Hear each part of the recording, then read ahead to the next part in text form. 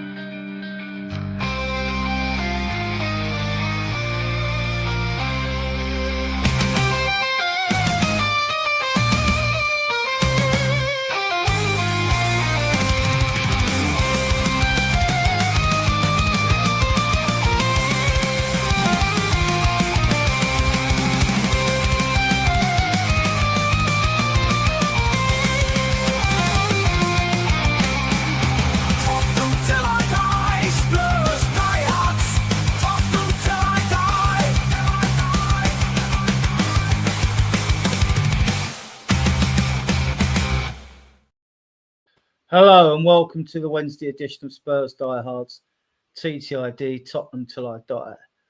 Tonight we'll be discussing the good away point at Newcastle, that booing issue, and there's a few other questions I've got for Brad. We may have another guest joining us. I don't know if he's feeling that well, but I don't like to do long intros, so we'll get straight into it. I know a lot of you out there from the UK, you've got work in the morning, so we start right away. Brad, how are you, mate?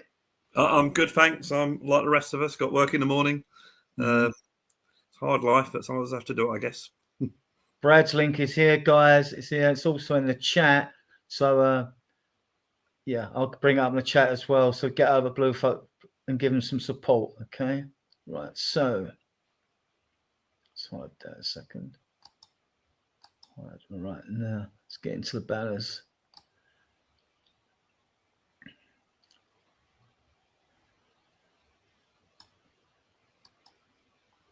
This was the team, Brad. I think the only question about this side was probably VDV not being in the lineup, but he has played 4 games on the spin. Yeah, I think that's he's obviously very keen on rotating this team, and I think with the amount of games we've been playing or will be playing, I think it's probably sensible. And Van der Ven has really, I mean, it could have been worse at half time against Fulham, but Van der Ven saved us with 2 tremendous tackles. But he's not he's a human being at the end of the day. He's not a machine, and if you lose him through injury, through overplaying him, then you're going to be stuffed basically. But yeah, so I thought, well, that's fair enough. And I think Romero missed the game against Fulham, didn't he, because of suspension? Yeah. So he just basically had Romero out one game and Van der Ven out the next game. And I think Danso, I think, is a pretty good replacement. He's not in the same quality, obviously, but I think he does a good job. I think he's quite. I don't feel bad when Danso comes in for. No, I don't. I don't. Yeah. And the other part of the team, I thought, I mean, Johnson has had a game. I know he didn't do much in this game, which we'll probably talk about, but hasn't been many games, but he's a goal scorer. So, Kudus has done enough for me to keep his place. I think we could all come up with different 11s. Yeah, I mean, I like Danso. I think he's a good buy. A real good bargain buy. But there's no comparison, like you said, Romero. He needs he always seems to need 2 touches on the ball when you watch him on it. He seems a bit gangly with it, but he headed one off the line and all that. So he gets stuck in. Yeah, and Romero again. I mean, and out of this lot, it was more like an energetic team than one built on creativity, isn't it? Which you probably need in away games, but if it had gone wonky, we wouldn't have heard the last of it. But I mean, and the one thing with VDV earlier, he has taken his game up to a new level far quicker than I would, because now we don't play the high line. So he doesn't just rely on pace. He's shown himself to be a good all-round defender and intelligently aware of danger and things like that. One of our top scorers as well. Yeah, and the other two players that have stepped up really, not so much in the last game or two, Sarr, but he has, because he was our best player pre-season. And Bergvall. Bergvall's he's showing his levels jumped. I mean, he's 19, to do that's the thing. Yeah, that's the thing with Bergvall, is that he is 19, so you can probably play him in 3 or 4 games and on the trot. But yeah, I think Bergvall is. I mean, we'll probably get onto the game in a minute, but he's just the one bit of creativity we have there. Good pass for the ball. I mean, some of the moves he did last night. He did a run, I think it was in the first half, where he looked at an impossible situation, and he somehow wiggled his way through it and carried the ball forward. And I mean, he could really have gone on and had a shot at goal, but I think he put it wide for kudos, if memory serves me correct. But it was just an amazing bit of skill, and I think you need a player like that in your team. He seems to have the same engine as Sarr. The amount of running, he runs non-stop all game. I mean, it took him off probably because they don't. I don't know how they decide. Like, I'm taking him off. I was a bit. I thought he should have been kept on, because I think he was probably our only, shining light. One of the only shining lights we had there. I mean, second half performance was a lot better, but overall it wasn't. It was a fighting performance, a never give up performance, but it wasn't really good to watch. But we'll talk about that. I've got a few things I want to say on that. Fair enough. And the only one who forgot the team here who I knew would be good, or I think is probably, when he's fully fit, he's got to be our best striker, Mihani, hasn't he? He's impresses me. He really does. He gets that ball and he runs with it.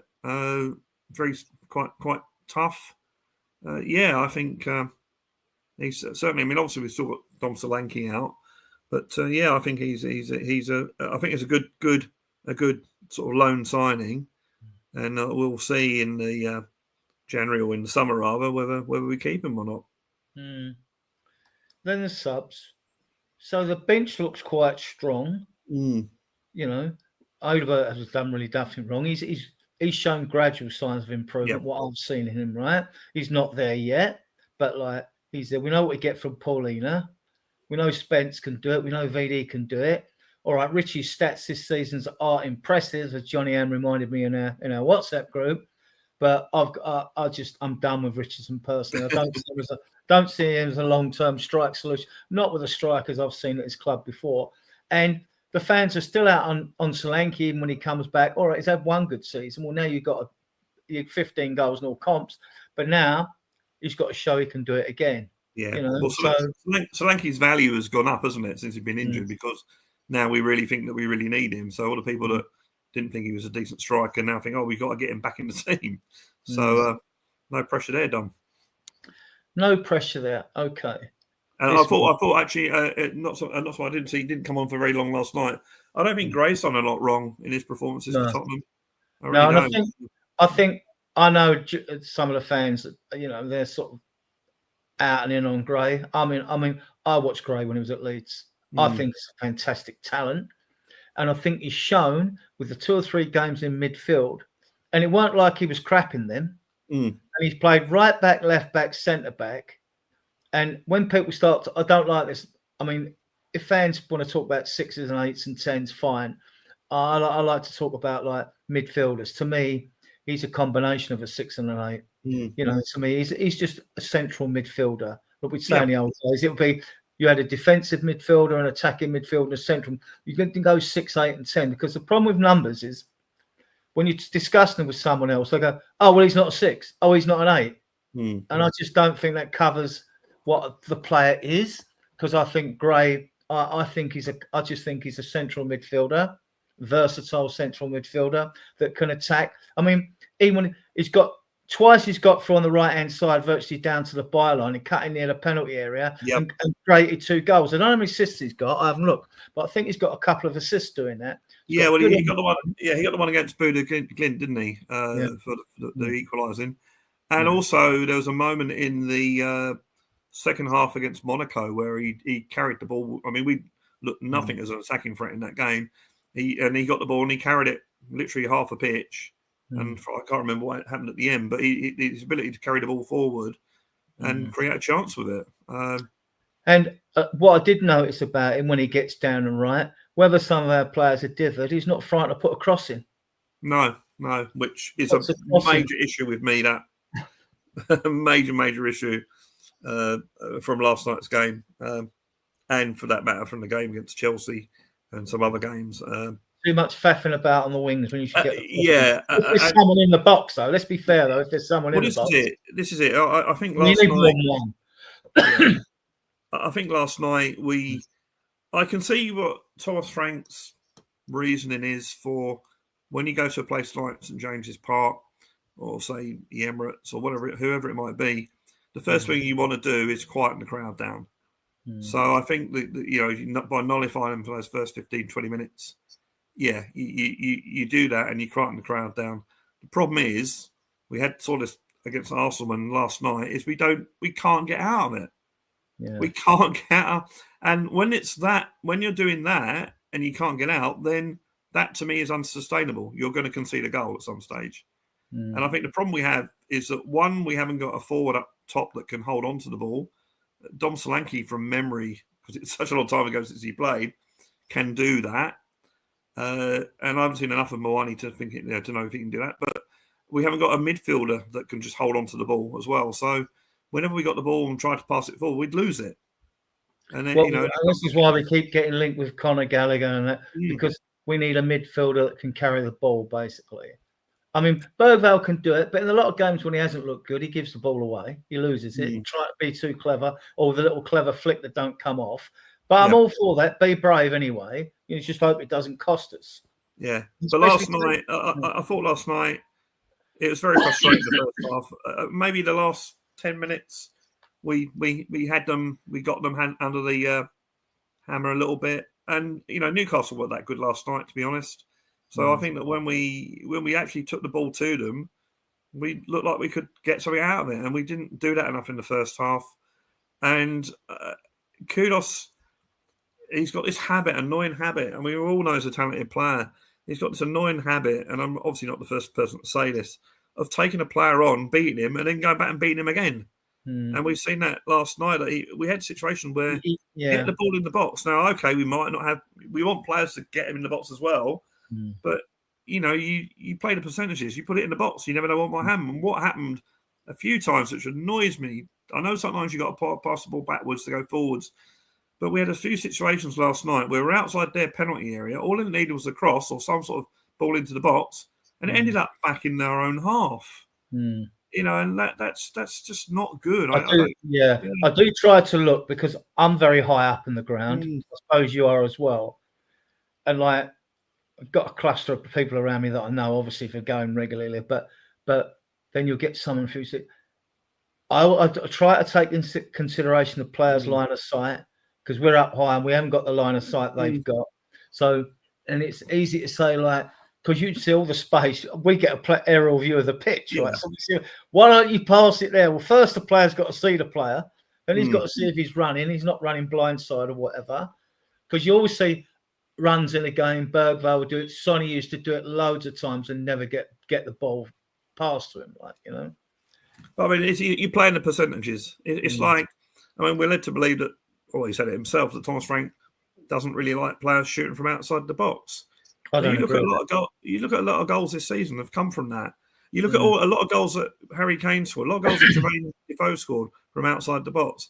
You look at the Fulham game last night, when Fulham got back into it, the 3 goals were shots from outside the box. All right, there's going to come a time when they don't go in. Last night, all 3 of them went in, but you got to play the percentages and have that shot. We don't seem to do it enough, and you see the goals we concede, generally speaking, at the moment, seem to be when we don't stop the player from having a shot. I mean, the goal that Newcastle scored last night, the first one, no one was marking him. He was just there to have the shot. And you've got to do that. You've got to stop the shot. And I get it that not every shot goes in, but you got to give yourself that chance. And we don't seem to do that at the moment. And I'm hoping that will change. Evening, Callum. Hi, Callum.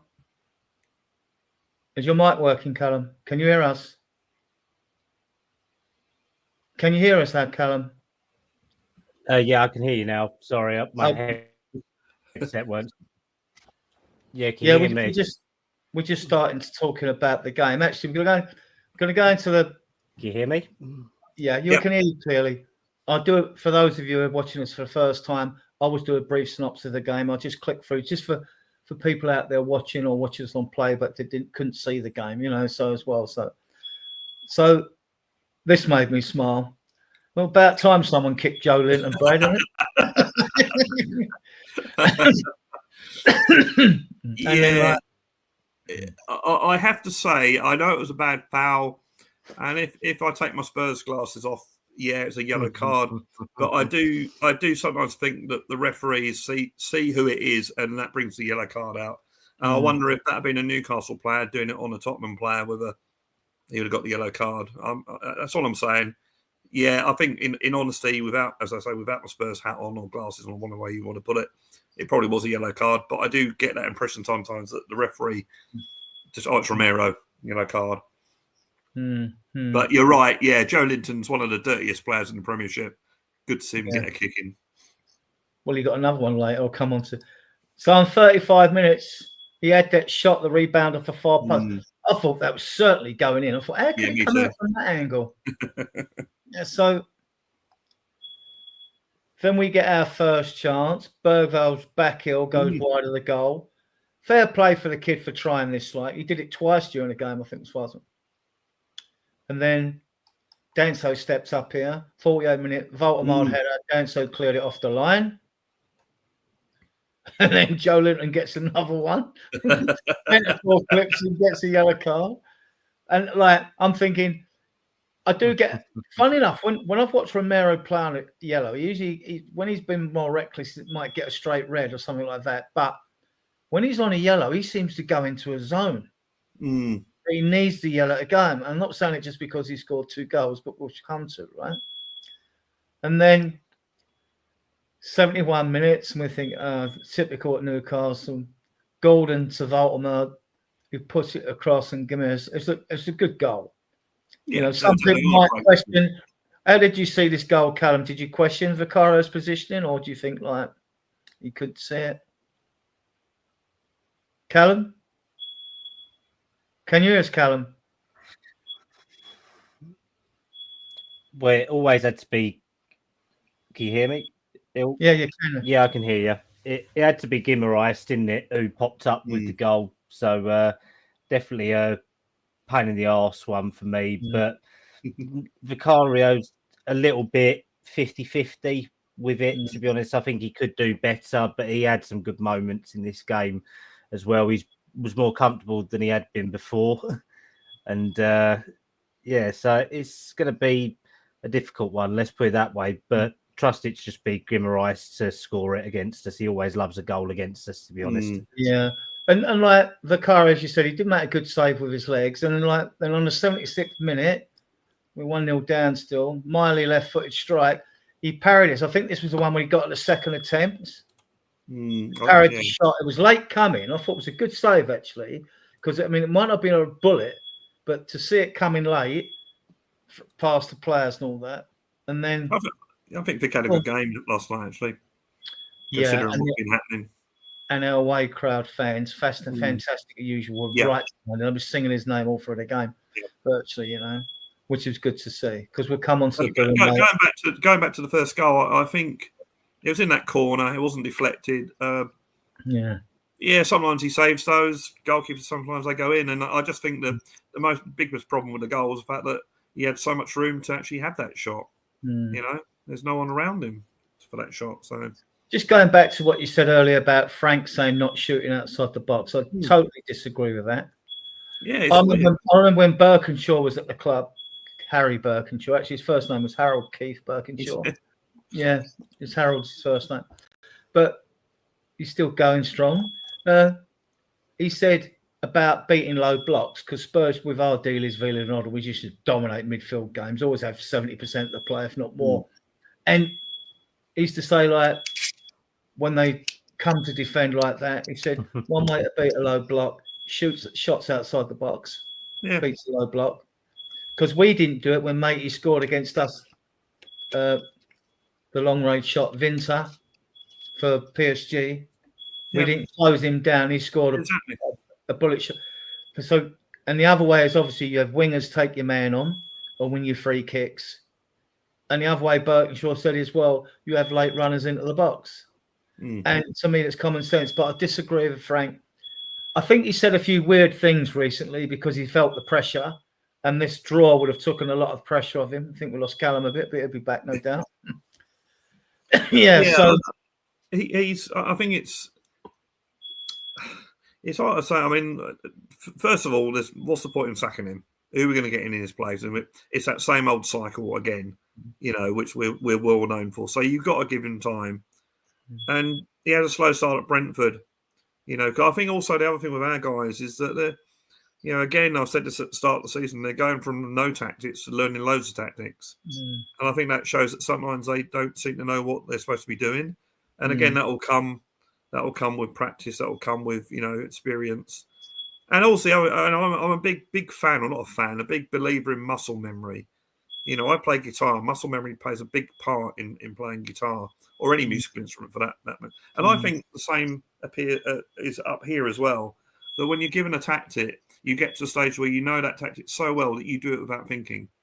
So you think you're not sitting there thinking I should be in that position or I should be over there. Or you do it without even thinking where you should be. And I think that's what's going to take a bit of time with Thomas. Let's face it.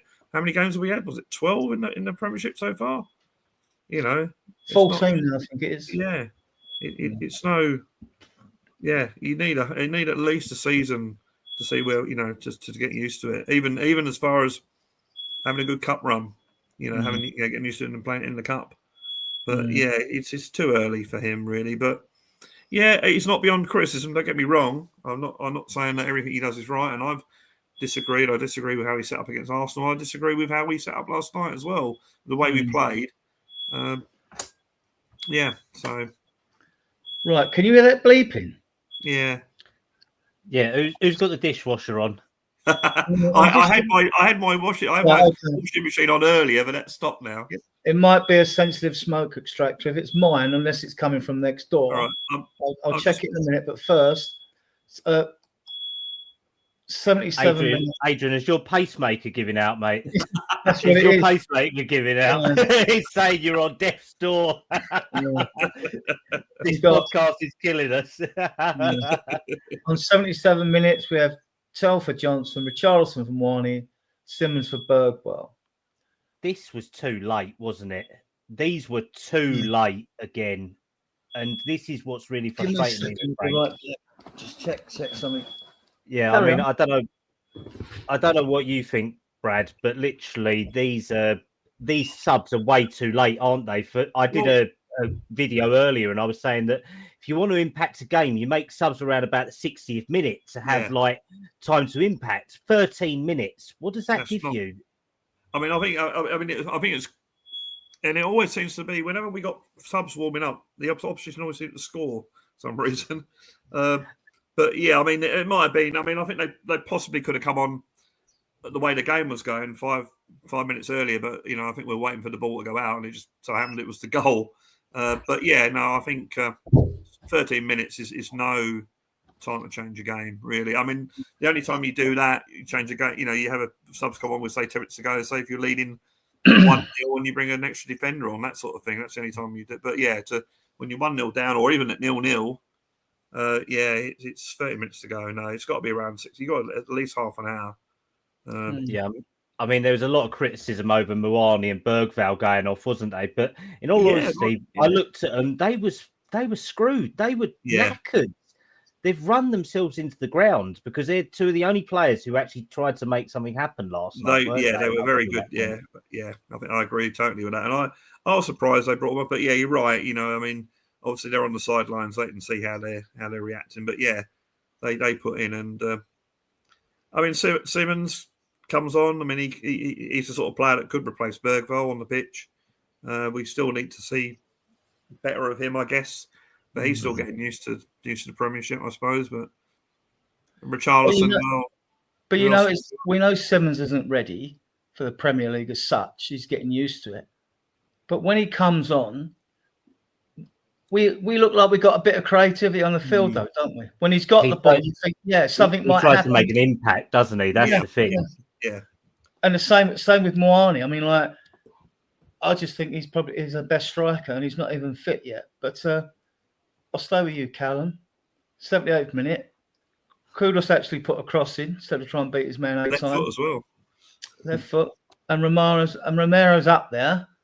I don't know if he's sent to go up there, whether they've been taking this as a Man United and, and like gets that diving header, which a striker would have been proud of. He got in front of the defender like a true pro. Well, I mean, considering that he was diving, I was in the bloody shower and I ended up diving out the shower to try and see the fucking goal. So I face planted it straight out of the bloody shower onto the floor as if I've just got a swan dive to score it as well. But that was cracking. I mean, and it's like you say, that yellow card focused him and all that. I mean, he was one of the only people that was like, right, we need to turn this around. I'm going to take no shit from no one. I'm just going for it. And I mean, it's a pinpoint ball from Kudus because he'd been opaque. He'd been useless last night, to be honest. He did nothing that inspired me. And then a moment of magic comes up and he makes it happen. So, I mean, cracking header. And in all honesty, I don't think the Newcastle defenders expected it. Even though we'd been in the ascendancy a little bit, as soon as they scored, we kind of retracted a little bit, and then you just see Romero darting forward. So it's like what Van de Ven does, isn't it? So, I mean, maybe he's actually being coached by Van de Ven on how to score goals. Well, I mean, we got was it 9 goals from Van de Ven and Romero this season? I think something like that. Yeah, I mean, the only other top scorer is Richarlison, which is not something that we like to talk about. We know on this show. Let's put it that way. It's actually his general all-round stats for Charleston are very good, but I just don't trust him. I mean, football's a game of fine margins as well, and it's a great header, but it just went in that between the post and Ramsdale's hand, wasn't it? It's perfect. Either way, it would have probably been saved or hit the post or gone wide. But no, that was brilliant. That to me. Yeah, that's probably why he's captain, really. Doesn't have to say anything, just action. That's what you want. You want someone to lead by example. So captains today, they're just PR men, basically. I mean, I have questioned Romero, though, in the last couple of weeks, though. I think that he has been one of our poorer players. He has looked disinterested at times in certain games. So I think this one was probably a game that he needed to make an impact in to sort of open people's minds up, because there's been a lot of questions over his captaincy and also how he was leading the team and the impact that he had in games as well. So this is what we want, though, isn't it, from him? I think that the pass against PSG, which basically, ruined our game. I think that was him. Sometimes he looks like he's trying to be a little bit too clever. Like he sort of sometimes looks like I'm so good, I'm a World Cup winner, blah, blah, blah. I'm going to try and do this. I could just boot this ball out or a long pass, but I'm actually going to do this. I think when that doesn't work, then he looks like, he's just being a bit arrogant and a bit sort of, big-headed. But what I like about him is, like, even if he's on the byline, he won't just hoof the ball into touch. He's got the quality on the ball. And what we miss, for all his others criticise him, what we miss when he's not in the team is his ball progression. Because Van de Ven can go charging forward, but we haven't got a centre back. They should bring Vaskovic in, right? That's got that ball progression on him, right? So, I mean, I think we're blessed to have him, and we're getting to the stage where we had Vertonghen and Alderweireld with VDV and Romero. Different pairing, but still both excellent. They're both excellent players. VDV stepped his game up. You're not wrong on that, though, because we had Vertonghen as sort of the Van de Ven who could go forward, and Alderweireld could ping a hell of a long ball, couldn't he? Over the top. Yeah. I think when you look into most of us, I mean, I'm. When Spurs were going for the league in the early 80s, I was living in Australia, but the team that played for Pochettino was those 2 seasons the only time I've seen Spurs challenge for a title. So you look at that first 11 we had there, and that's what with this new team, whoever's managing it, that's what you're aiming to get to. Mm. So you look at Vertonghen, Alderweireld, Romero, Van der Ven. It's getting there. It's getting there.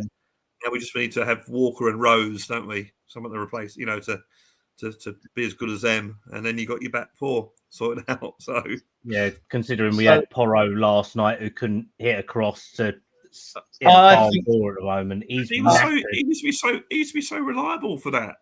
Yeah, the last three games he's looked pretty poor. I think he's knackered. He played over 50 games last season. I don't think he's properly rested, and I think it shows. And he's getting frustrated with himself. He's getting angry with himself as well. He got done on the wing for the Gumerish goal. Golden done him, pulled the ball back. Voltman flicked it through for Gumerish, didn't he? So he got done for that. Sometimes you question, like, I mean, I played at fullback. It was shit, but I was always taught goal side. Sticks a brick lane, mate. Sticks a brick lane. But Romero's, I mean, he does trust his pace because he's always like 2 or 3 yards non-goal side, further up the pitch, and the other players lurking on the wing, so on the halfway line, not an offside position, the opponent, right? Right, let's get to this bit because there's been a lot of brouhaha over this. Callum, 84 minute, pushing and shoveling the penalty area, and VAR gives against us. Why is it always us? Champions League final. Why is it always us? Go on. Well, I mean, to be fair, Newcastle playing white and black stripes, so they get criminal decisions, ain't it?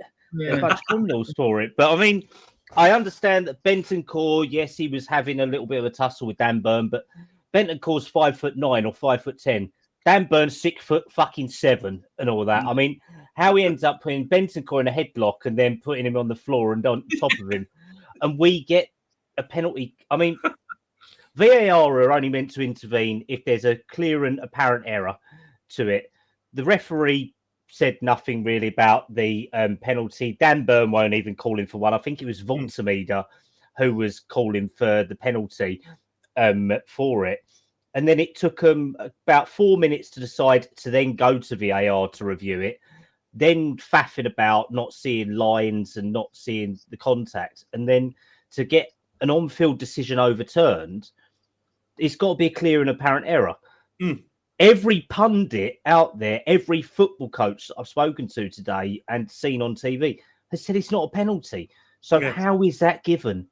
It's scandalous. Well, this is the thing. I'd rather AI make these decisions because then you start to question whether these VAR officials are biased or not. Well, that's the thing. I mean, they're supposed to. We're not going to re-referee the game. Well, that was re-refereeing the game. And like saying, looking away from the ball. Hang about. Every game we go to in Spurs game, whether it's our players or not, when there's that pushing and shoving, they're not all looking at where the ball's coming. They're more on whether the player's going to make a run, get in front of you or whatever. I mean, this is just total crap. I thought that was one of the worst VAR decisions I've seen, apart from the one against Soto in the final. I mean, I thought, and if we'd have gone down 2-1, you could imagine the headlines.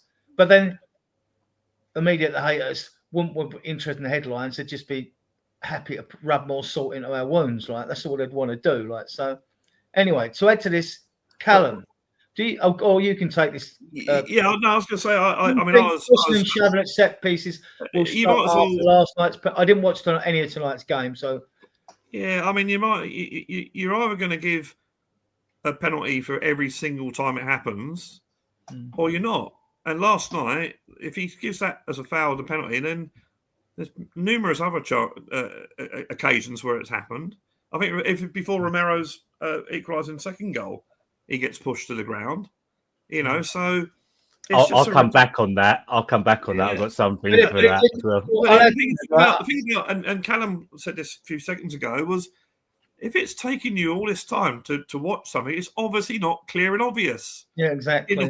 It's the most, I'll say obvious thing out there. And the other thing I'd like to see a stat of how many times when the referee's gone to the screen, he's actually kept with his decision. Because every time I see it, the referee changes his mind and goes with VAR. And the other thing about it is, aren't they VAR supposed to be the referee, like they have in cricket? Go with the umpire's decision. Go with the referee's decision. So whatever decision he goes with, they've got to try and find. They have to go with it or try and find.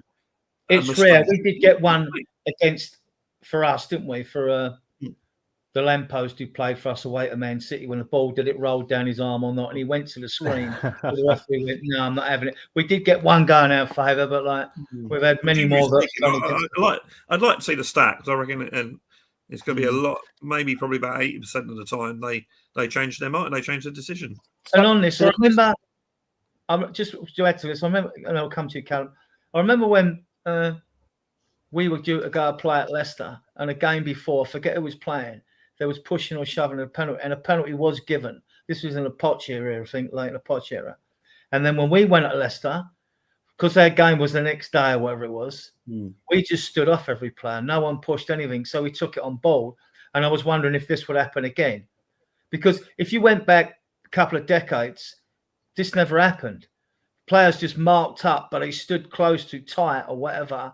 But you didn't get them pushing and shoving, And I'm sure it's not just because the penalty's given. We go to games, Brad. You're a season ticket holder like me or whatever, and Callum goes when he can and all that to the stadium.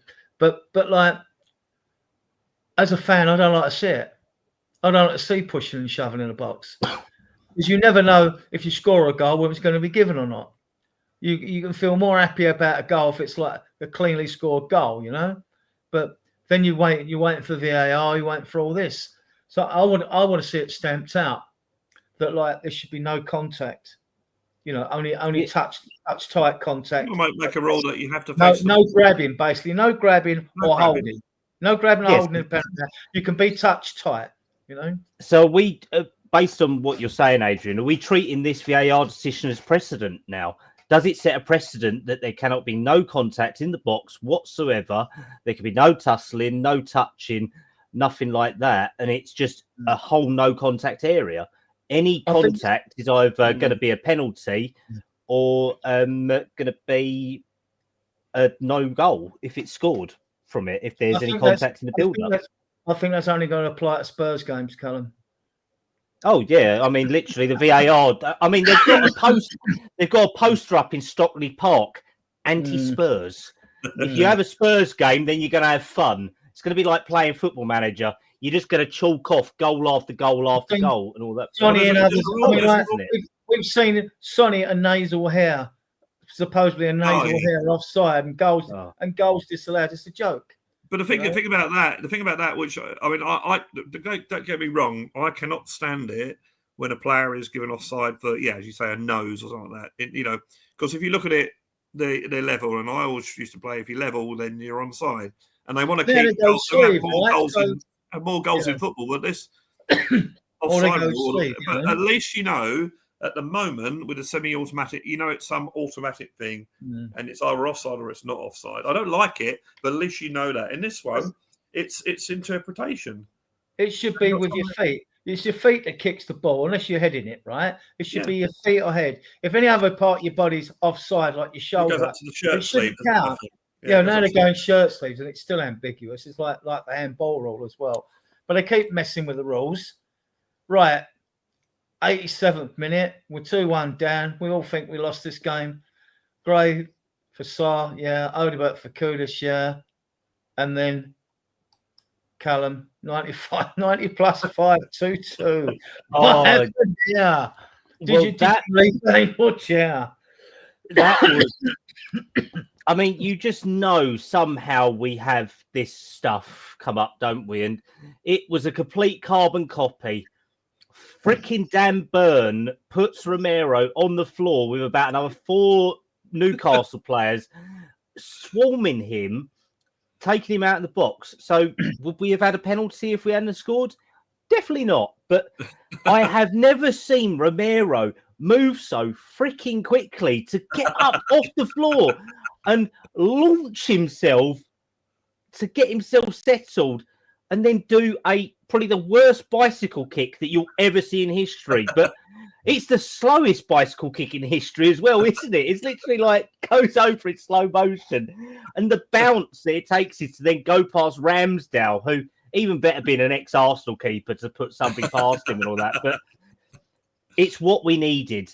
And I don't think we played well last night, but it's probably what we deserved for the injustice of that penalty decision, to be honest. Because I would have said 1-1 was probably a fair result. So to get a point, but to get 2 goals in a game, I mean, him and Van der Ven had the stat now of having they're only 2 of 3 defenders to get a brace in Premier League games this year. The fact that ball went through that whole crowd, though, and not one person was in the way, I think that's pure luck, isn't it? Because, I mean, that's kind of like how Miley's goal was, or his attempt earlier, where it just went through a whole crowd. How that got through, I don't know. How it bounced and Ramsdale didn't get there, but who cares? We scored. Five margins. I didn't know it at the time, but then you have the Romero doing the Grimareras. Oh, take the piss. Yeah, that didn't go down well with the Geordie fans. Let's put it that way. They were fucking seething. What, a Brazilian and an Argentinian? Yeah, it's always a good get together. Yeah, but I think Romero's saying to VDV, anything you can do your shin in the final, I can do better. I can actually score, which is fun. But that's what we want, isn't it? And I mean, because we are struggling so much to score goals, we need to get goals from other areas. And the fact we're missing 60 goal contributions from 4 players being out with 1 leaving as well. We need other people to step up. And like Adrian said earlier, we have no faith in Richarlison to do anything because he's such a purple patch player. So if our centre-backs are scoring, I couldn't care less. I just want them to get goals. And they seem to score magical special goals as well, not just like a striker's tapping or a winger putting a cross in and getting it. They are certain calibre of goals, aren't they? Yeah, I had to laugh. I don't know if you got any more banners coming at Adrian about this game. But yeah, the stats. He loves a fucking banner. Okay, well, loves a banner. Before you come out with this, I just want to make a point. Go on. So I'm watching this thinking, now don't blow it, Tottenham. Don't concede another goal. Like we did against Man United. The point's a good point. And then I think the ball, we have a corner, didn't we? We had a corner. I'm thinking, great, this is it. We're up their end. This corner's going to come across. If they clear it, then, the referee's going to blow the whistle. That's it. We've got the point. Or who knows, we might even score and get the win.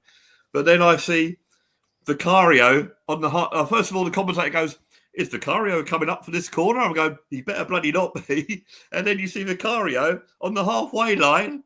And I'm going, get back. Because I just had this vision of the ball being cleared and one of them just lobbing it, just booting it out of the ground.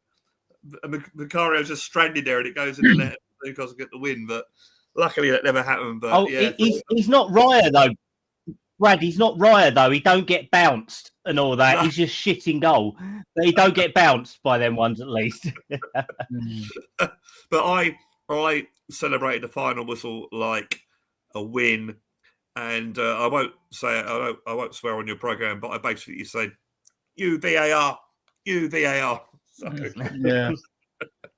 So Franks took a lot of criticism from rotation.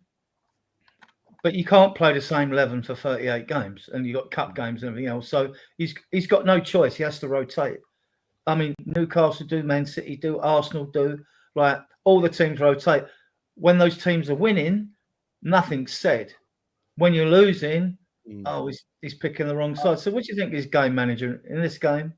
I think me and Brad were talking about it earlier, and our main problems are subs, where he leaves them very late. He leaves too much faith in a team that aren't doing something positive. I mean, the fact that we had, one shot in the first half and had been backs to the wall for 41 minutes out of that. Yes, we was in a bit of ascendancy, but there was no changes at half time. But I think as an overall game management from Frank for the last 14 games, he don't know his starting 11, does he? He doesn't know what his best 11 is at the moment. And that's a major issue for me, where I would have thought that he's had 14 games in the Premier League. He's had the equivalent of another 6 or 7 cup games in the Cap 1 and Champions League as well, to take him to nearly 22 fixtures. He should know roughly what his starting players are. The only players that we know that are going to start at the moment are our back line, because he doesn't know who his midfield pairings are. He doesn't know who his wingers are. He don't know who his forwards are at the moment. That's my main problem with it. And when we say that Xavi Simons isn't ready, yep, we've all agreed on that. But there are games where he's got to play from the start to make stuff happen, i.e., last night was crying out for that. I would have said that probably not the Arsenal game. That was just a turgid waste of time, to be honest. But the Chelsea game before that, different games where probably the PSG game as well. These are games where they can be more effective in trying to open up back lines. And I don't think he's utilising the squad as well as he could at the moment, including sub and starting lineups. Very surprised that Zoe didn't start against Fulham, actually. Yeah. In defence of Frank, because he did do well at Brentford with probably a smaller quality squad. So he is a proven Premier League manager. He hasn't proved he's good enough to handle a club like Tottenham yet. But, I mean, like, he's not going to get sacked. That's not happening under a new board. It wouldn't make them look good. And they'd want to save face themselves anyway before they worry about a manager. Well, you've got him in he's fouled. That's a black mark against you. So that's one reason they won't get rid of him. And two, I think results will pick up. I think we'll start. We get to January, see what we get in January. And then with at least 2 additions, I think we'll have a strong finish to the season. Decky will be back. Solanke will be back. I think we'll have a strong finish to the season. I mean, I don't think we've got bad players in the squad. I think we've got some decent players there. It's just getting that blend right. And I think my issue with Thomas Frank in the game last night and the game against Arsenal was the fact that we could never get out of defence. Our defence and our attack were just unconnected. And I think you need that. I mean, again, we've got Solanke injured. As I said earlier, we need a player you forward to hold the ball. You need number 8. Yeah, you need someone in the midfield. Modric. Yeah, and we, he hasn't. He could have maybe made a tweak in those 2 games, and I do get, you try and quiet the crowd and you try and nullify them, and then you go for it, which I think worked really well against Man City early in the season. But I just think that at the moment, and where you could argue it's because we haven't got the players, but I just think that when we go negative, we go too negative, and we showed last night. I mean, Newcastle weren't that good last night. We showed last night that when we actually went at Newcastle, we were in the game, in the game. Yeah. And the other thing I don't understand at the moment, and we saw this on mainly in the home games, is the fact that at Brentford, they had a little period where they were scoring in the first minute of every game. Blinky did it against us, didn't they? Yeah, exactly. And you think, well, why aren't we doing that? I mean, again, it comes down to personnel, and when you got someone like the Bosa, whatever his name is, doing it, then you can do that. But why aren't we doing that? Why just go for the juggler straight away? I would critique Frank playing Johnson on the left, because Ange did it. It didn't work. He must have seen it. You must study your team and your players. It didn't work. It's never worked with Johnson on the left. Now, I'm not saying he's a squad player, Johnson. He scores goals. He's got the knack of being in the right position. He's got the instinct to get in here. I didn't want him at the club. I warmed to him last season. He got 18 goals. He's not going to warm to him. Yeah. Even though at times he didn't look like he was doing much else, right? And shown a little bit that he can beat a person. He has got pace, but he's an inside forward. He's not a winger. He's an inside forward, yeah, he's not a winger. So, and if he doesn't score goals, that fan base will soon turn on him, because if he isn't contributing elsewhere, they're going to turn on more wicked. But he's got a natural striker's instinct to score goals. We had a front 2 against PSG. I think could you play him in there in the front 2? Yeah, you could.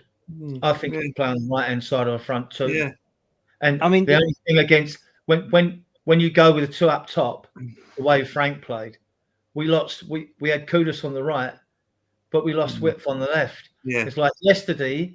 You're playing Bergvall right, on the left, which I said he would because Frank did it before he got concussion. When we played at PSG, I said, Birdbell's not playing against the 10 of the pitch. He's got to play on the left because that's where Frank wanted to play him. But then you've got Johnson in front of you. If you're an opposing team, you're going to look to attack our left-hand side because Johnson's not going to track back. It's a bit the same when it weren't working on the right-hand side. If Spencer's there, it's better. When Porro's there, you fancy attacking us down the right-hand side, especially if Johnson's on the right as well.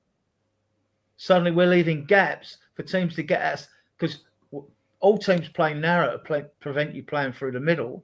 So then teams get opportunities down the left and right. You know? So, yeah. The problem that we've got is that we've got so many players that are squad players.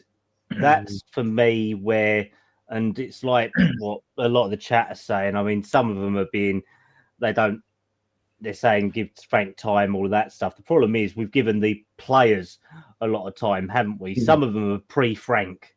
They are pre-Ange. They are pre-Conte.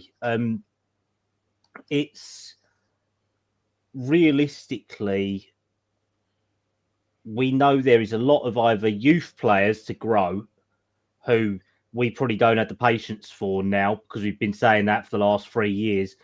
There's a lot of dross in there, i.e. Davis, Dragusin, probably Bentancur to a lesser extent at the moment, but probably going towards the top of it. All these players, Richie, all players that can be improved on. It's whether Spurs are going to do the right thing and sort of move these players on and then integrate these new players as well. But it's how much money are we going to need to sell to rebalance this squad and give Frank what he wants? That's going to be one of the big questions. Well, on that, if you say Davis comes to his end of career 10 years, thank you for your service, been a good servant of the club. Then you say you get rid of Richie and Basuma, that's 3. Yeah. If you're going to get 2 players in January, which I hope we do get 2 in, I think we will, right? Then you look to the summer and Davis goes. Basuma's at the end of his contract. He's gone. He'll probably sign for Everton or Fenerbahce. He's been seen wearing a Fenerbahce shirt or something. If that's just a rumour or not, I don't know. I don't want to be unfair to the player. But once you get rid of those 3, then if you start to bring more than one player in a summer, you're going to have to get rid of a fan's favourite in that squad. You know. Now, it may be that we don't sign. I'd like to sign Paulinho. But it may be we might go for someone else instead of him if we're getting another 2 in the summer. I mean, this is where, you could lose a Sarr. I don't think Gray's going anywhere. I'd want to keep Sarr as a squad player, but I can see Gray because I know his all-round versatility. You can see Gray in a system given a run of games because he offers you that much. I can see Bergvall given a run of games. I can see both of them given a longer run of games than Sarr. I would say there's probably more chance of Bentancur and Paulinho going. Well, Paulinho, I reckon he could. I don't know whether they will trigger it because he still feels like a stopgap to me. He's done well, but I think it's a stopgap. Bentancur, there's a lot of calls for him to go, and I don't know why Frank favours him because he's not the same player that he used to be. He's not going anywhere, though, is he, Callum? Because he's just signed that contract. But remember this, Basuma's going to sign an extension in the next couple of months to protect his value and all that. That's all. Oh yeah. I mean, maybe and not so much. We're going to cut off the pathways for academy players. I mean, George Abbott has looked decent as a defensive midfielder and as a centre back when I watched him play. But whether he's ready for the Premier League or not, I don't know. He had a bit of a run out in a pre-season game, but he didn't look that good, to be honest. But be interesting to see what happens in January because we got not the new board, obviously, but new people at the helm or sign the check if you want to use that analogy. It'd be interesting to see because I think if you've got players like Semenyo who just go to Bournemouth and say, all right, here's 70 million, here's 80 million, whatever, and so just tempt them. I'm not saying Semenyo. Why will Semenyo come to Spurs when the other clubs might be interested? But let's give it a go. Let's try. Let's do it. Yeah, I mean, there's a lot of players.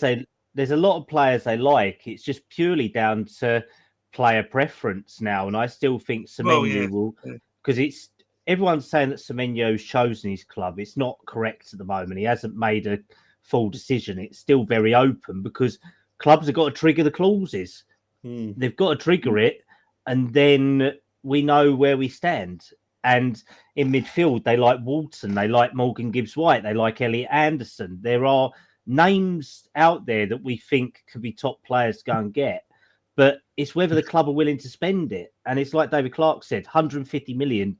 So got to spend that on Moani and Paulinho if we want to keep them.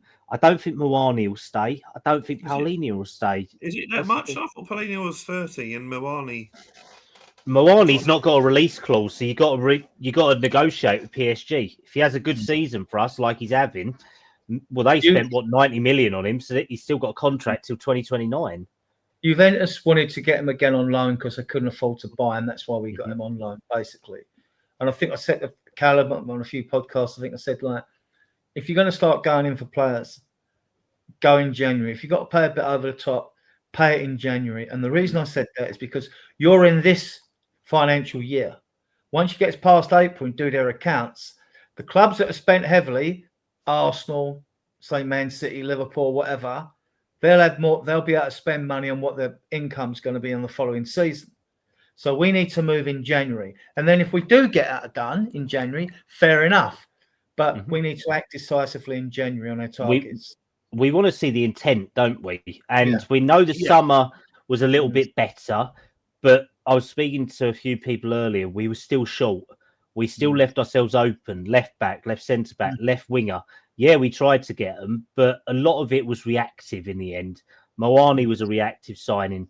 Simmons could have been done a lot earlier, realistically, if we're saying that, because the Gibbs-White and Eze transfer failed. So we need, if we're going to do stuff, you do it the first week in January, like what we did with Kinski, like we've done with Dragusin in the past. Yeah, I don't rate them people. It's just that we need to, if we're going to get our top targets, that's fine. If not, wait until the summer and just let it play out. But like Moani was a stopgap, I think. Same with Paulinho. I think when now we've got. Cool. So we're taking him to the airport. There we go. I don't quite agree with you, Ben, on Sarr, but Bentancur I do, and what's the name? Yeah, definitely. The very first interview that. My memory's going. It's age. Who's the guy we got now at the helping out the other Danish guy?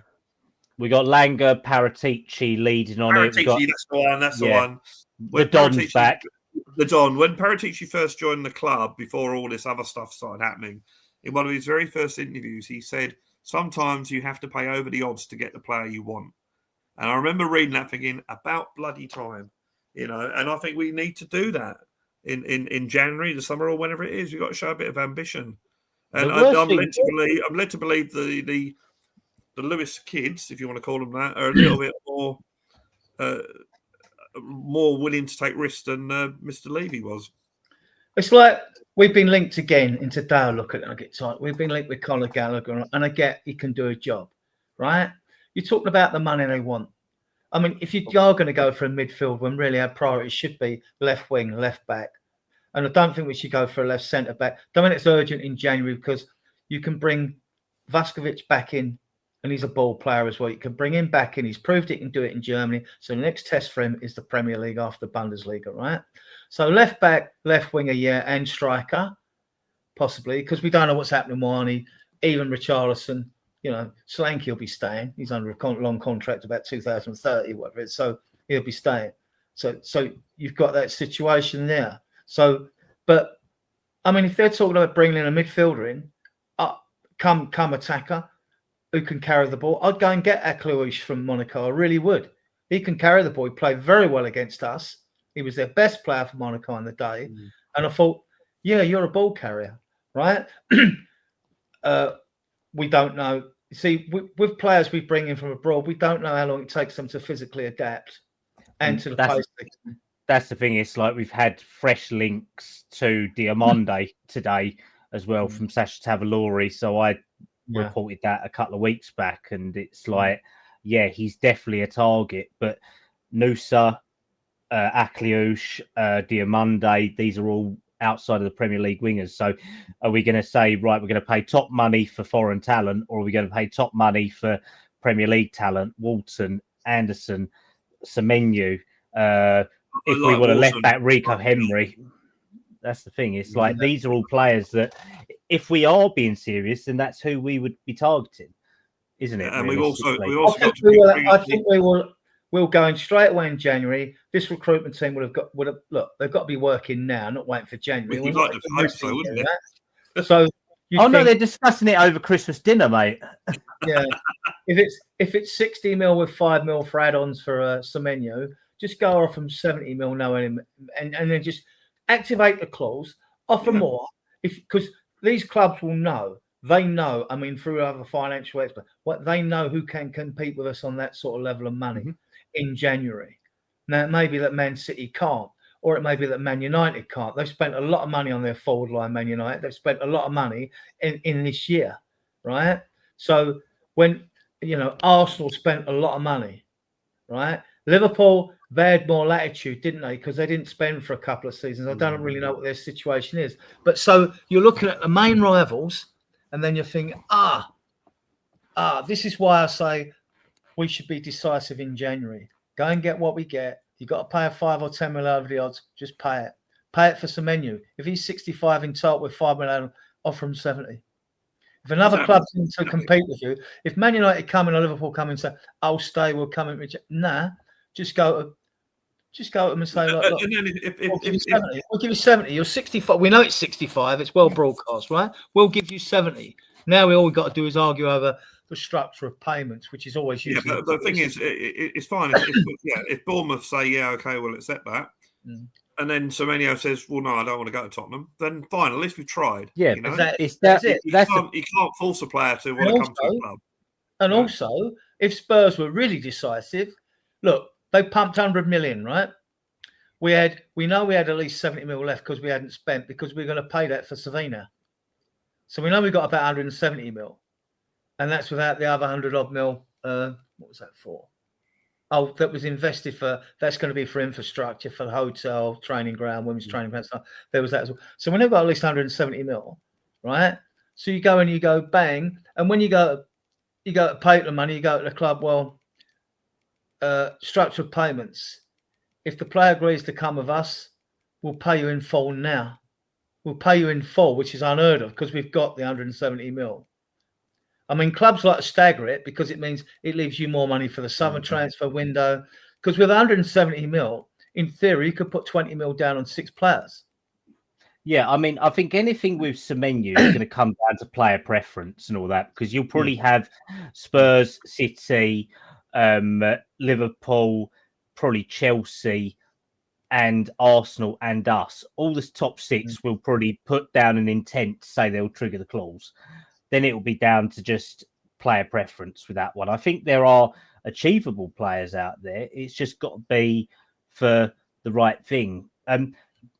Adrian, there's just a comment here from David Clark, which I know me and you would pick up really well. It's the Scarlet hanging around the club further down and not giving him a game. I mean, realistically, Scarlet's the most unfortunate one of this squad. Poor fucker should have got a game by now, to be honest. I mean, what's the worst that could happen?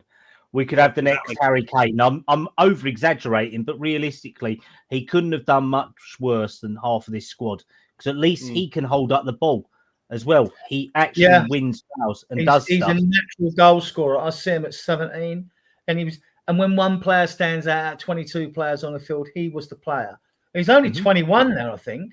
Now, whether he counts as homegrown now and helps the Euro squad, he's in there. So, then you've only got the FA Cup, and then you've got to see. And if Solanke's back, you've now got Solanke, Richarlison, and Moani. If Solanke's back, you get rid of Richarlison. I know Johnny Ham won't agree with me, because he has got fantastic stats, but like you say, he's a streaky player, Callum. Son got goals in streaks, but he didn't wait so long from one streak to the next streak to start scoring again. That was the difference. That's the thing. Richarlison's one purple patch away from injury. That's the way that I see him now. That's the problem. And Coffee, just quickly on that Grealish one, that was never going to happen. Not the figures they wanted. Everton have literally had to spend a small mint for that. I mean, 50 million release clause and 275 grand a week wages. I mean, City are covering 25 grand a week. Everton are picking up the rest of it. So, yeah, it's difficult. It's like, realistically, we know that if we're going to do stuff in January, we've got to get it right. If we don't do it right, then Frank will be under the bus by March and we'll be back at square one again. And all this stuff for the academy players as well. I mean, it's getting better, but for me, a lot of these loans this year have been temperamental. Donnelly's hasn't worked. Phillips hasn't been great. Lancashire and Moore and Abbott and maybe Tyrese Hall and Vuskovic, the only ones that are really getting what we want out of it. Even Yan Min Hook's dropped off now, to be honest. So it's a long season, but only Lancashire and probably Phillips is putting himself in the way of like being squad players first team because Vuskovic is already there. They're negotiating a new contract with him.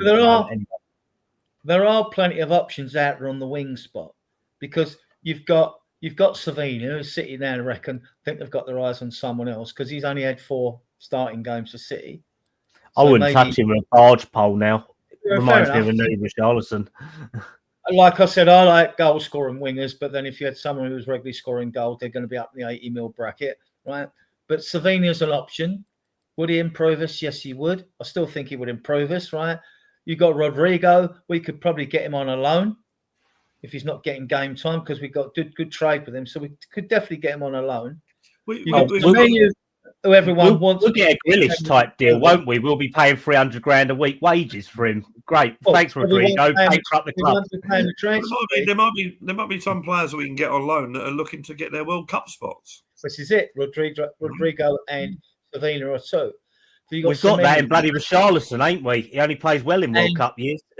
Well, no, this is the thing, you see. So what you do is you drop Richarlison and don't give him a game now. And then he puts in transfer requests because he wants to get game time. So. I like Aklouche and even the Spanish giants, they all seem to find money, but Nico Williams hasn't moved yet. And like we've got to be in there about to pay these 250k a week wages and stuff like that. And if not, if they want more, then just give them a bigger signing on fee to counteract that, right? So because we've got to compete with them. So there are plenty of quality wingers out there. You know, I mean, I'd like Semenyo and Aklouche actually. If I was picking 2 in this transfer window, they would do me. I think that would be a very good transfer window for January because Aklouche he can play in midfield on the right. He can play as a 10. I mean, like he's very versatile. He's not a young kid because he's 23, I think. Callum, 23 going on 24, something like that. 24 in March, I think. Right. So he looks a baller to me. And like people say, physicality. Yeah, well, physicality didn't affect our dealers. It didn't affect Modric, did it? You know, size and all that. And it took Modric a while though to get into the Premier League. From memory. Well, he may. Yeah, this is paper talk though, Ben. I mean, I'll take your word for it. He's on 300k a week. I don't think he's on 300k a week at that club. He's at Real. Is it Betis? Where is he? He's at. No, it's Bilbao. Bilbao, Basque region. He's not getting 300k a week at Bilbao. They just don't pay that sort of money. I'm proven wrong. It would shock me. It's 230 and 250 with bonuses. Yeah, with bonuses and stuff. Yeah. I mean, it's kind of in line with our structure, but it's going to be way to the top end. And I don't think, apart from that, well, he had a decent Euros, wasn't it, that we had last? But Yamal still was better than him at a younger age. I don't think Williams has pushed on as much as people would have liked to over the last 2 years, to be honest. And it's one of the reasons why Barcelona pulled out of it, to be fair, as well. Yeah. Right. Back to the game. It's a good tangent to go off. It was a good chat. I thought when the second half started, I thought Newcastle tired, and I think it showed in the stats. Mm-hmm. Possession 53% of 4%. If you didn't get the stats out of the game, you wouldn't have believed it. You'd have thought they were like 68, 70%. We were like 30%.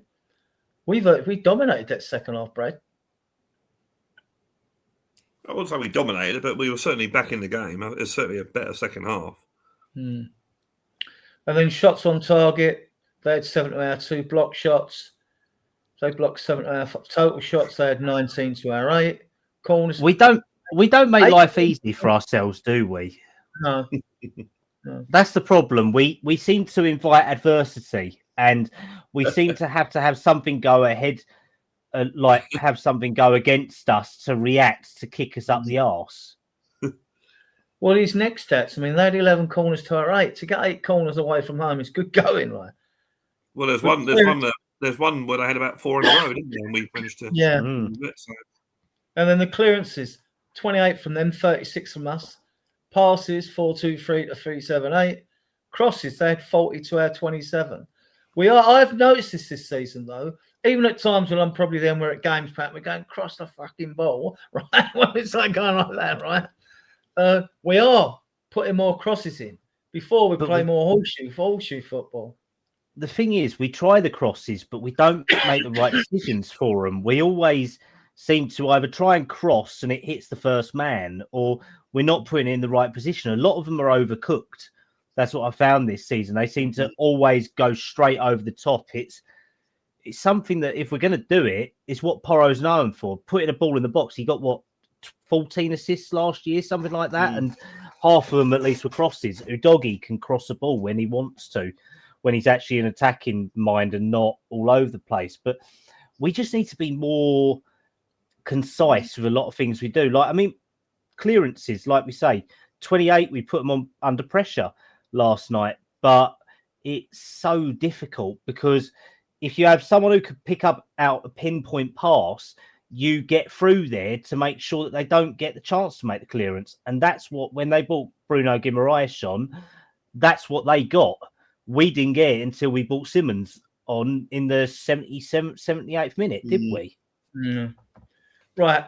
This has been a topic of conversation. Booing issue. Now, this is my question to you guys. Do you think a transfer target wants to come to a club where the fans boo the players? It happens. Well, I think if that's the only reason they didn't want to come to Tottenham, they're not really worth having them in the team, is it, really? Like, I'm not going to Tottenham because they might boo me. That doesn't show much. Well, we seem to like an Arsenal player at the moment, don't we? And all that. We seem to like someone who supports Arsenal and all that. So maybe they won't come for it. But realistically, all clubs boo. If you've got that weak mentality, we don't want that weak. We've got enough weak mentalities in the squad. We don't need more. We need people who are going to take the game by the scruff of the neck and just get on with it and not be a rubbernecker. I don't. Fans pay their money. My plea to them would be, if you're going to boo the players or the team, don't do it at half-time. That doesn't help when they've got to go on a half-time dressing room. It can make them more nervous. You want to see us win or recover from a game if we're not playing well, or if it's a draw and we're not playing well. But, if you're going to boo, right, okay, you can boo. You paid your money to go in there. Do it at the end of the game. Yeah, I mean, personally, I don't like booing, but if it's what you want to do, then do it. I mean, it's just my personal preference. But I think if you've got a player that made a mistake, you want to encourage him. Come on, Yeah, we've only got a couple more banners. Won't keep you long. I know everyone's got work. This home forward issue, I think, in a danger. There's no saying of paralysis by analysis, right? They get obviously the media online. They want to have a subject. It's like a death metal band. What is it? And the point is, they ask their guests, it's a mentality. It's mentality. It's this, that, the other. But it shows how much they know because they can't even put their finger on it themselves, right? I'll give you my take on it. I just think it's just a form thing. I don't think there's nothing mysterious about it. I just think it's just a form thing. We're just struggling for our form at home, and I think discussions about it have been overcomplicated. I get why people have got something to talk about it on programs.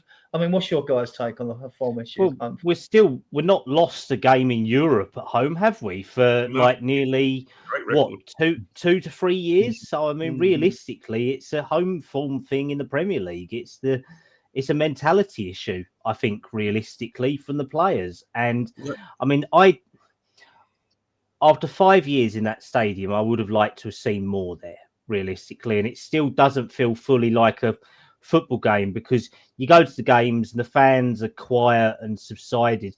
Yet when you see NFL games and concerts, everyone's cheering, everyone's clapping, it's all roaring, all that stuff. I just feel like it's too monetized for the football side of things. And because of how divided our fan base is, this is why people react like that at home, where they get pissed off easily, to be honest, because we are so frustrated with it that realistically that probably does wear off on the players sometimes. But the players have to show us something to see on that pitch, don't we? And we don't see it enough there, to be honest, in all honesty, in a stadium which is classed as the best in England. It's the best in London, everything like that. Well, we need to show football to represent that. If not, we've got the best entertainment venue in London, not the best football stadium in London. Simple as that. Well, I mean, I know I'm guilty of it myself when it comes to when I go to the games, but you should really be supporting your team for the whole 90 minutes, no matter how they're playing, what the score is. But that's what our job is, supporting a team. That's what you do. You support the team because we're supporters. At the end of the game, fine, you're disappointed, but no, you just got to, encouragement.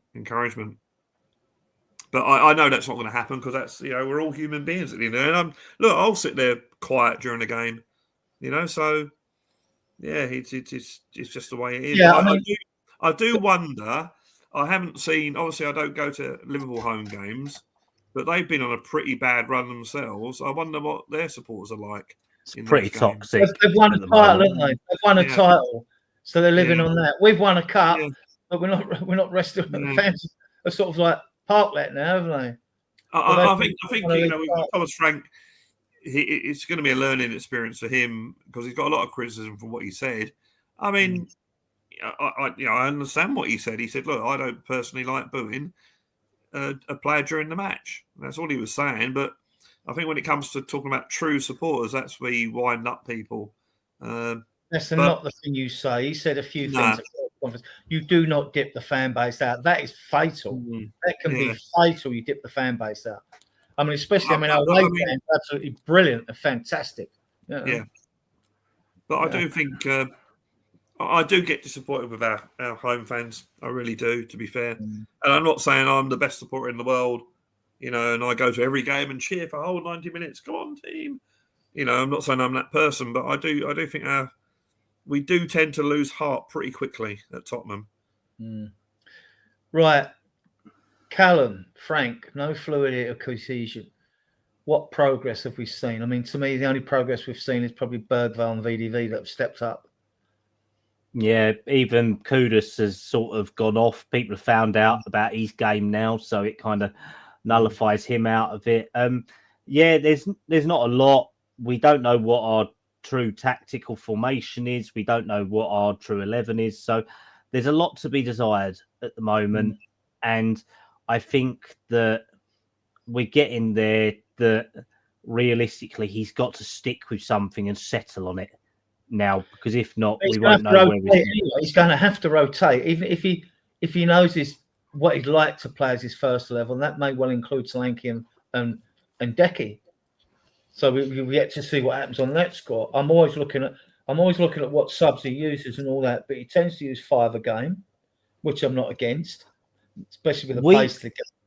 We just need to see a style of play, and this is my main problem. I do not know what style of play are we playing. Are we playing to nullify a team and hit them on the counter? Are we playing long ball football? Are we playing open, cohesive attacking football, which we want? Are we going to low block defend and just take a 1-0 win each game?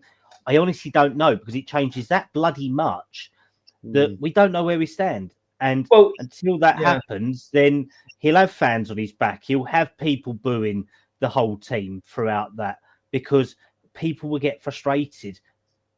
At least with Ange, we knew what we was having. Kamikaze ball, we knew what we was playing. But Spurs DNA, the motto, all there is for Kerry, right? To dare is to do. As that is our motto and our philosophy of our footballing tradition at this club throughout a long history, we've seen that under Nicholson, we've seen it under Birkinshaw, we've seen it under Venables, we've seen it under Poch, we've seen it under Martin Yole, right?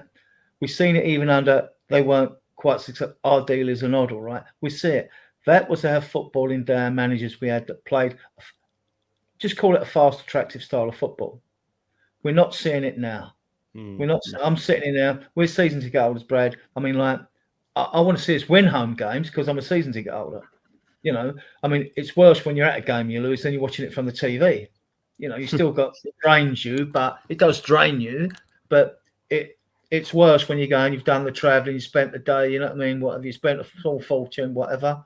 Yeah, and so that's what we see. So this is what got me when. I mean, I wasn't a fan of Conte, Mourinho.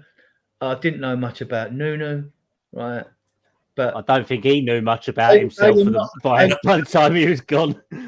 We brought in managers, I mean, that didn't suit our DNA, what our football DNA is, and we need to get back to that. We need to get back to playing fast, attractive style of football. If you're playing very good football and you lose the odd game, it goes against you, then that's fine. We see a lot of good football under Poch and a well-drilled side, right? But he wasn't backed. When he was backed, it was too late. You know, it was too late to back him. You know, he got end on belly, but it was actually Lo Celso was signed under Mourinho. But yeah, so yeah, you're right, Callum. There is no what is our style of play? What is it? I mean, like it's just like how to play, you know. You guys are right as well because both of you pay probably $1,500 a year for your season tickets, don't you? I cancelled my season ticket. I have no intention of renewing it at the moment. I will go to games when I can, but realistically, I would much rather see a under 18s or 21s game this season because I'd be entertained. And on that note, tonight I get an email that for the Slavia Prague game, thank you for your payment of £70. We value your support. This is Slavia Prague, and they're charging me £70. Right now, we'll get to the game. Two of them Champions League games. One was 49,000 turn up. One was 54. All that fighting you take. I mean, we didn't get it on a league form, but when we've had to fight to get there, like we beat Leicester 5-4 in the last game of the season or something to virtually get the Champions League. All that battle you get there, and then you wait, and all your fans want Champions League football, and then you have prices that are set that high that fans won't go. And bear in mind, they're midweek games. People have got work to get to. Yeah. And most of the Spurs fans base, probably 90% of them don't live in Tottenham now. They've moved out. They're living out. Probably don't live in London. You've got to cope with the crap infrastructure of our transport system to get in and out from the ground. Not mention any lines. The Elizabeth line is rubbish. Yeah. And if we're being honest as well, obviously the Premier League's categorised A, B, C games, aren't they, in terms of viability and level? So if we're being realistic, so PSG category A probably, Monaco category B realistically, Slavia Prague I wouldn't even say qualifies as a category C game, and they're trying to charge you £70 for that game. It doesn't compute. It does not.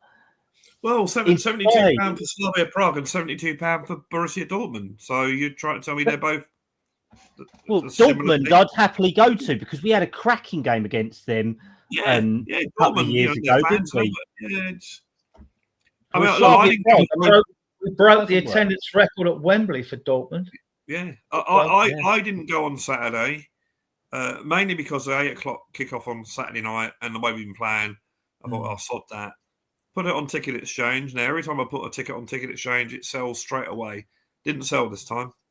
So, you know, and I another part of the reason I didn't go because I've actually gone to the home games this season. I thought, and I'm not the only one saying this. My friends, who Adrian knows, you know, Martin and Steve said the same thing. I'm not enjoying the football anymore. This not is it. enjoying Neither this. am I. I mean, Neither am I, I'll be I've honest. been to a few games this season, and I know Adrian texted me whether I was going on Saturday. I know a few others text me, and I was just like, no, I'd rather sit at home and make IKEA flat pack.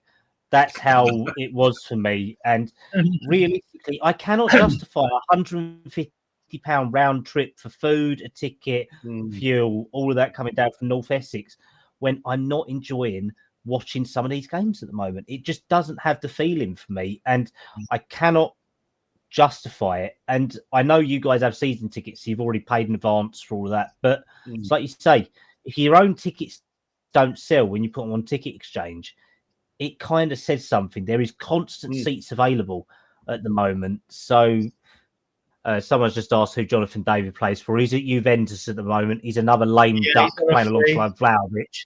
I like him. No. When I first saw, I've posted videos. I didn't like. I thought it was a tapping merchant. He got better, started smashing goals in France for his French club, didn't he? So he's obviously developed a bit. I haven't seen if he's developed enough to convince me. Oh, he's got like one goal in about 14 games this season. He's literally a overpaid tapping merchant at the moment, like Vlahovic as well. Yeah. But I'm only going to bring up one other thing.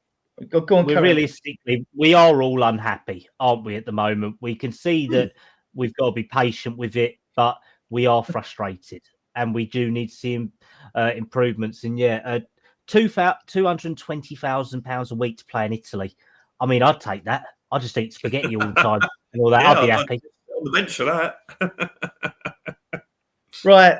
Just finished with the fixture list. Get your comments on this, then we've actually done, and I just want to promote the channel. So we got Brentford at home. Then we got Slavia Prague. Then we got Forest away. I don't know how they got on today. It was 0-0, wasn't it? With Wolves at half time. They probably won. Wolves can't score a goal. Let me have a quick shifty. I mean, Brentford lost 2-0 to Arsenal. Forest won 1-0 in the end. When do we play Wolves again? Oh, fucking hell! Dr. Tottenham, you know. I'm actually quite relieved that Liverpool have won a game now, because I wouldn't like to play them when they hadn't won a game. Yeah. Well, Liverpool drew with Liverpool drew with Sunderland tonight. Well, they drew, did they? Okay. Yeah. Well, that's the 14th of December. We got Liverpool on a Sunday. And that was a late equaliser as well, 81 minutes. Sorry, Saturday. I mean, I've probably said this many times. I do predict football results sometimes on the law, or all the time actually. I do go by the law of averages. So on the law of averages, we've got to win a home game sooner or later. We got Brentford and we got Liverpool. Well, so, West Ham.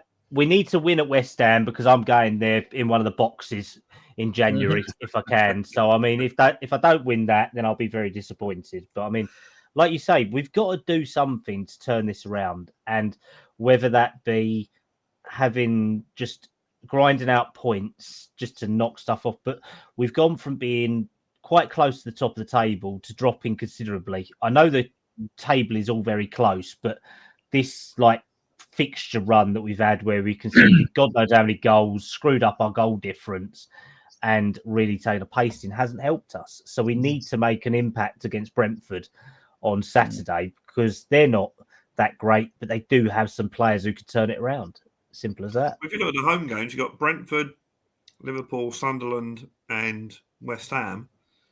You've got to be looking at winning 3 of those, haven't you? You've got to be looking at that. And Prague. No, I'm talking about the Premier League, but I mean, it's good because if you build momentum, if you beat Brentford, you built Prague, you've won 2 on the turn at home. Then you go Forest away, and our away record's good. We only lost to Arsenal. It probably is. If it isn't the best in the Premier League, I don't know if it is. But our record, we are the best team in the Premier League at the moment as of last night for away. Yeah, I mean, home form, we're 19th. We are that piss poor. The only team that's worse than us are Wolves. Yeah. Wow. But, I mean, Forest aren't like last year when Mark Wood was scoring all them goals for them and stuff like that. And they lost Alenga to Newcastle, didn't they? So, well, yeah, Newcastle fans are saying send him back. That's always funny. Yeah. Palace, well, they've been flying. I mean, like they've been doing okay. It's always difficult away at Palace. And then we get Brentford again. We get Brentford very close together, the 2 games against Brentford.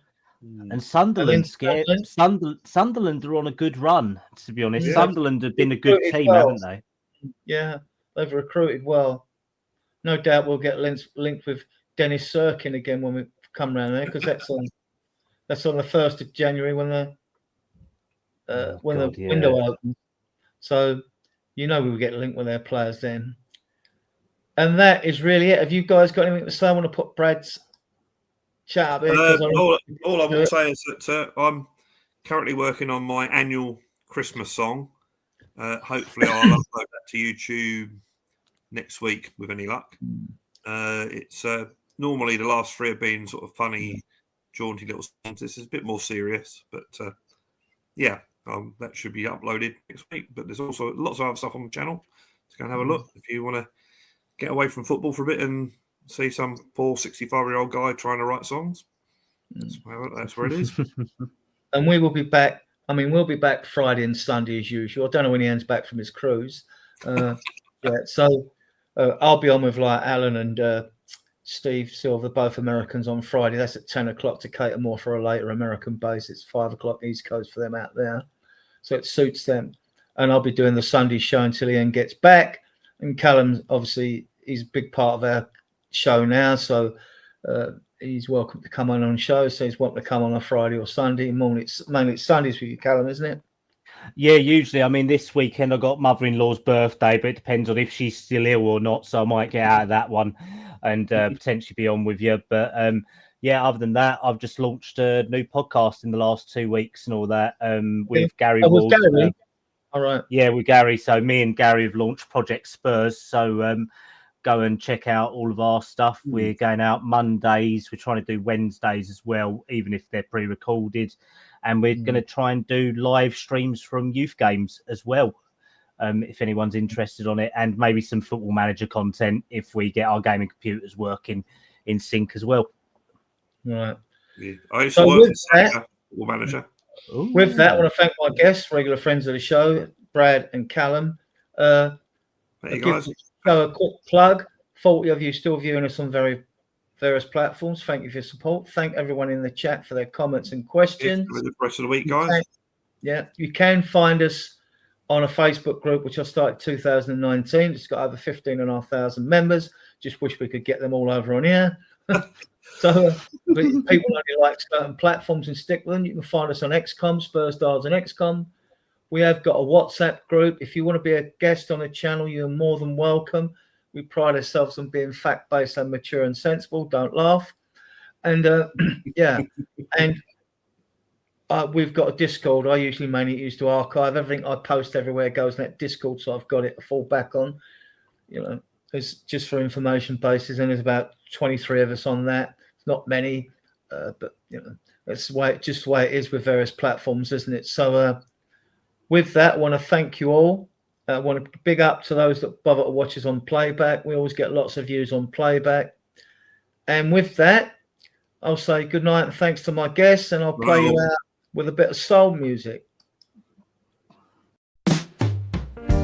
We are Tottenham till we die. We are Tottenham till we die. Spurs die, heart and soul. We are Tottenham till we die.